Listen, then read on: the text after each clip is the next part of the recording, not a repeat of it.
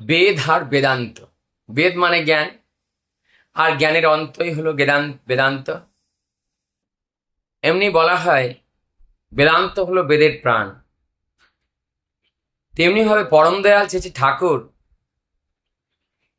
তার শ্রীমুখ নিঃসৃত যত বাণী, সেটাই বেদ। বেদ মানে ঠাকুর বললেন অনুভূতির দ্বারা যা জানা যায় তাই জ্ঞান।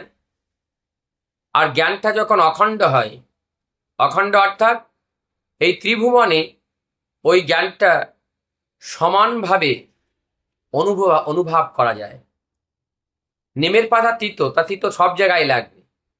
এই অনুভূতি যেখানে, সেটি জ্ঞানটাকে অখণ্ড জ্ঞান বলা হয়। বললেন অখণ্ড গেটটাকেই বেদ বলা হয়।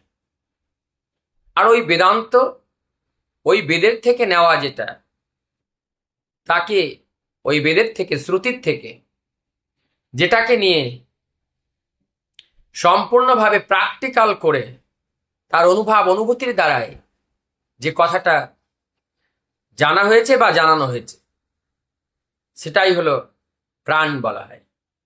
আজ পরম দয়াল কত বড় একটা মর্মান্তিক কথা বলছেন, যে কথা আমার মনে হয় বেদান্তের চূড়ান্ত কথা। কি বলছেন?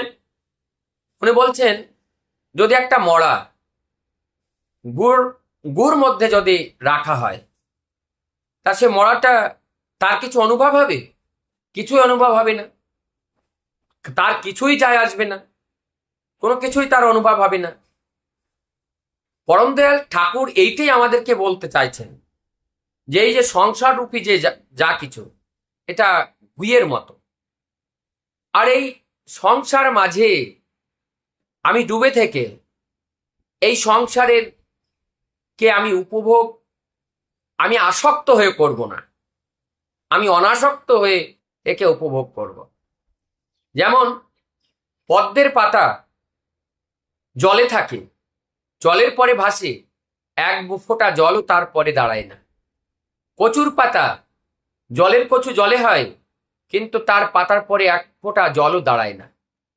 পরম দয়াল তিনি সেই কথাটাই আমাদের বলতে চাচ্ছেন, জগৎ মাঝে থাকতে হবে, কিন্তু জগতের সঙ্গে আসক্ত হলে হবে না, আসক্ত রহিত হয়ে আমাদেরকে থাকতে হবে। আমার মনে হয় এইটাই চূড়ান্ত জ্ঞান, এইটাকেই গুহ জ্ঞান বলা হয়। মানুষ যখন এই জ্ঞানের অধিকারী হয়ে ওঠেন, যখন এই নির্দেশ পালন করে জীবনটা চালনা করেন, আমার মনে হয় তার জীবনটা অত্যন্ত সহজ বা সরল হয়ে যায়। জীবনে চলার পথে আর কোনো বাধা থাকে না।